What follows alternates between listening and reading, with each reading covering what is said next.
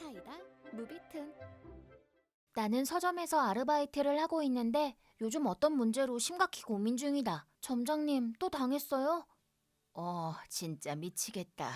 아휴, 머리 아파. 요즘 나의 고민이자 점장님의 큰 고민이기도 한 것은 바로 서점에 와서 몰래 책을 훔쳐가는 학생들이 늘어가고 있다는 것이다. 우리 서점은 학원가에 위치하기 때문에 주 고객층은 일반 시민도 있지만 약 70%가 학생들이 차지하고 있다. 학생들은 주로 참고서나 문구류의 구입이 많다. 물론 대부분의 학생들은 당연히 돈을 내고 상품을 구입하지만 일부 학생들이 재미삼아 삥땅을 치는 것이 문제이다. 점장님 말로는 책을 한 권 도난당하면 10권은 팔아야 손실을 메꿀 수 있다고 했다. 그만큼 수익률이 낮은 곳이 서점인데 점장님이 얼마나 고민이 많으실지 짐작이 간다. 그러던 어느 날 나는 여고생들이 물건을 훔치는 것을 직접 목격했다. 너희들 지금... 하고 말을 걸자 놀라 움찔하며 내 쪽을 돌아보았다. 너희들 지금 가방에 책 집어넣었지? 잠깐 사무실로 같이 가야 될 것 같은데? 나는 여고생들을 사무실로 데리고 가면서 점장님께 연락을 했다. 사무실에 들어온 여고생들은 꾸벅 고개를 숙이더니 앞으로 다신 안 그럴게요. 제발 이번 한 번만 눈 감아주세요. 있잖아, 니들이 장난삼아 하는 삥땅이란 건 절도 범죄에 해당하는 거야. 죄송하다는 한마디면 용서받을 수 있는 게 아니라고. 알겠니? 내 말에 겁을 집어먹었는지 학생들이 금방이라도 울 것 같은 표정을 지었고 점장님은 처음인 것 같으니까 오늘은 그냥 넘어가는데 다음에 또 이러면 알지? 하고 말했다. 점장님, 정말 감사합니다.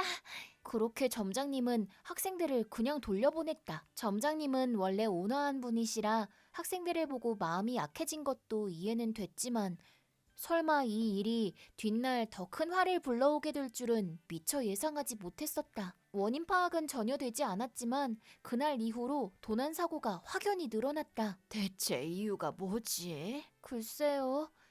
점장님과 나는 한숨을 깊이 쉬면서 CCTV를 들여다보았다. 저기 점장님, 그때 잡았던 학생들이요. 어느 학교였었는지 기억하세요? 그게 사라고등학교였던 것 같은데. 그죠? 이상하게 사라고 학생들이 매장에 유독 눈에 많이 띄는데 이게 그냥 우연일까요? 의심이 들기 시작한 나와 점장님은 다시 한번 CCTV 최근 영상을 확인했다. 그 결과 역시 사라고 학생들의 매장 방문 수가 그날 이후로 증가한 것이 확실해졌다.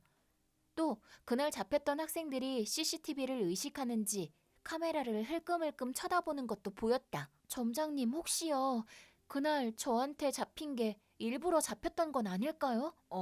그게 무슨 소리야? 매장에 있는 CCTV는 모형도 있잖아요. 어떤 게 진짜고 어떤 게 모형인지 확인하려고 그랬던 거 아닐까요? 사무실에 들어와 보면 모니터 화면이 있으니까 어느 위치를 찍고 있는지 알 수 있잖아요. 그럼 그때 그 애들이 여기서 카메라 위치를 확인하고 그 정보를 학교에 가서? 그저 재미삼아서 하는 것 치고는 행동이 너무 대범해요. 어쩌면 돈을 받고 정보를 파는 건지도 모르겠어요. 설마 고등학생들이 그렇게까지 하겠어? 비하기 너무 심한 거 아니야? 하지만 나는 내 생각이 틀림없다고 생각했다. 그리고 며칠 후 지난번 그 학생이 다시 매장으로 들어왔다. 점장님, 그때 그 학생들이에요. 제가 주위에서 보고 있을게요. 자기를 지켜보는 걸 알고 일부러 그랬는지 그 학생은 점장님이 바로 보고 있는 앞에서 가방 속에 책을 집어넣은 것 같은 행동을 취했고 그걸 목격한 점장님은 잠깐만, 너 지금 가방 속에 책 몰래 집어넣었지? 네? 저 안 그랬는데요. 그럼 내가 본 건 뭐지? 잠깐 사무실로 좀 같이 가자. 점장님은 그 여학생을 사무실로 데리고 갔다. 하지만 나는 어쩐지 이상한 느낌이 들었다. 그 학생은 분명 두 번째 적발이 된 건데도 지난번처럼 겁을 먹거나 당황한 표정 하나 없이 가볍게 웃어 보이기까지 하며 여유 있는 모습이었다. 사무실로 들어오자 점장님은 자, 가방 안에 들은 물건 좀 보자 하고 말했다. 점장님이 시키는 대로 잡혀온 학생은 자기 가방 안에 들은 물건을 모두 꺼내 보였다. 하지만 훔친 물건은 없었다. 이게 어떻게 된 일이지? 점장님은 몹시 당황하셨고 그 학생은 저기요, 이제 어쩌죠? 제가 이 사실을 인터넷에 퍼뜨리면 어떻게 될지 궁금하지 않으세요? 하면서 실실 웃었다. 점장님은 몇 번이고 정중하게 미안하단 말을 거듭하셨지만 그 학생은 아무 대답 없이 알 수 없는 웃음을 지으며 사무실을 나갔다. 그 다음 날은 최악이란 말밖에 할 수가 없었다. 일단 한번 실수를 했기 때문에 누군가 수상쩍은 행동을 해도 쉽사리 저지하거나 말을 걸 수 없게 된 것이다. 당연히 피해는 서점으로 고스란히 돌아왔고 늘어만 가는 도난사고로 인해 스트레스가 극에 달한 점장님은 점장님, 이 책이요, 재고가... 점장님 괜찮으세요? 점장님은 과로와 스트레스로 쓰러지고 말았다. 이제 어쩌면 좋지. 앞으로 서점은 어떻게 될지, 점장님은 무사히 복귀하실 수 있을지. 나는 불안과 걱정으로 머리가 터질 것 같았다. 그리고 그 다음 날, 점장님을 대신하여 어떤 여자분이 매장으로 오셨다. 안녕하세요, 강단이라고 합니다. 승미 씨 맞죠? 엄마한테 얘기 많이 들었어요. 아, 예. 점장님 따님이셨네요. 저 점장님은 좀 어떠세요?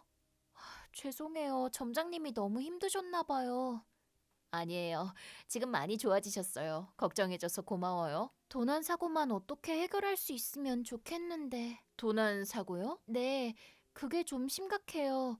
최근에 사라고 학생들이 소위 말하는 삥땅을 재미삼아 하는데 너무 남발하다 보니까 게다가 어떤 학생이 가방에 책을 넣는 걸 보고 사무실로 데리고 가서 소지품 검사를 했는데 아무래도 일부러 저희를 속인 것 같더라고요. 그래서 엄마가 알겠어요. 제가 방법을 한번 생각해 볼게요. 무슨 좋은 방법이라도 그게 그렇게 쉬운 게 아니니까 점장님이 저렇게 되신 거예요. 너무 걱정 마세요.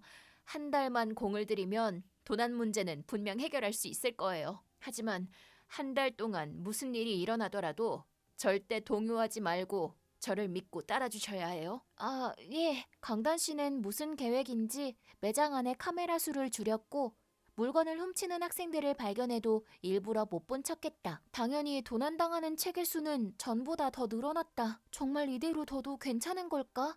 자기를 믿고 따라달라고 했지만 한 달도 되기 전에 문 닫게 될 것 같은데. 나는 걱정이 돼서 속이 타들어갔지만 자기를 믿어달라고 하던 강단 씨의 인상이 워낙 강했기 때문에 그저 지켜볼 따름이었다. 그리고 한 달 후 단체로 씩씩거리며 사라고 학생들이 서점에 나타났다. 당황한 나는 사무실로 뛰어갔다. 이봐요, 대체 뭐야? 당신들이 학교에 와서 내가 도둑질을 했다고 하는 바람에 대학교 입학 추천서를 못 받게 됐단 말이야.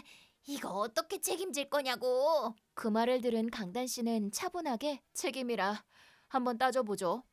학생은 여기 와서 재미로 삥땅을 쳤는지 모르겠지만 그건 엄연히 절도죄예요. 그런 범죄 행위는 학교에 알리는 게 마땅한 거고요. 여기 점장은 내가 훔치지도 않았는데 훔쳤다고 누명을 씌우려고 했었잖아요. 이번에도 또 그럴 거냐고요. 아니요. 절대 누명을 씌운 게 아닙니다. 학교엔 절도죄를 증명할 충분한 증거를 제출했어요. 그것도 한 달분의 증거를요. 한 달뿐이라니? 네, 지난 한 달 동안 사라고 학생들이 저희 서점에 와서 물건을 훔치는 게 모두 카메라에 찍혔거든요. 카메라라니? 매장에 무슨 카메라가 있다고? 카메라를 소형으로 교체해서 몰랐나 보네요. 보세요, 다 찍혔잖아요. 책을 훔치는 장면이 선명하게 찍힌 영상을 보여주자 학생들의 얼굴이 새파랗게 질렸다. 자, 더 할 말 없어 보이는데 오늘은 그만 나가주시겠어요? 손해배상에 관해서는 차후에 대구로 부모님께 연락을 할 예정이니까 그렇게 알고 돌아가세요. 저기요, 잠깐만요. 저희가 사과할게요. 잘못했어요. 됐죠? 사과는 당연한 거고요. 그 다음 절차는 학교 관계자, 학부모님과 상의할 내용이라서 학생들하고는 더 할 얘기가 없어요. 저기 입학 추천서 못 받으면 저 대학 못 가요. 제발요. 제발 한 번만 봐주세요. 그건 안 된 일이지만 이 일은 경찰에도 증거를 제출해야 되기 때문에 추천서 일은 안타깝지만 포기해야 될 것 같네요. 학생들은 생이 끝나기라도 한 듯이 단체로 울어댔지만 강단 씨는 점장님처럼 마음이 약해지거나 하지 않았다. 그 후 사라고 학생들의 절도 영상은 하나도 빠짐없이 학교, 경찰, 학부모에게 전달됐고 절도 행위에 관여한 모든 학생이 그에 따른 처분을 받았다. 이 과정에서 주범격인 학생은 돈을 받고 정보를 제공한 혐의도 포착되었다. 개중에는 분위기에 휩쓸려 생각 없이 물건을 훔친 학생들이 적지 않았는데 이게 다 너 때문이야. 너가 책임져.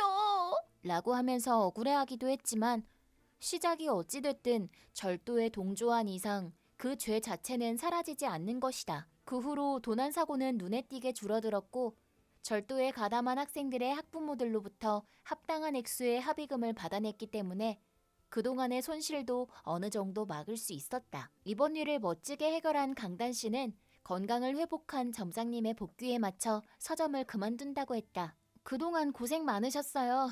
이번 일은 정말 감사드려요. 뭘요, 해야 할 일을 한 것뿐인데요. 사실 예전에 절도 사건 퇴치반 그런 데서 일을 한 적이 있었거든요. 네? 하하, 예. 나는 역시 그랬었구나 하고 바로 납득했다. 그럼 처음부터 강단 씨한테 상의하면 됐을 일을 점장님은 대체 왜 혼자서 끙끙거리셨을까? 점장님은 딸한테 걱정을 끼치고 싶지 않아서 그랬었다고 하셨지만 쓰러질 때까지 참으실 건 뭐람? 하마터면 나는 힘들게 구한 알바 자리를 잃을 뻔했는데 이 얼마나 다행인지. 이번 영상은 어떠셨나요? 재밌게 보셨다면 구독, 좋아요에 댓글까지 달아주시면 감사하겠습니다. 그럼 다음 영상에서 만나요.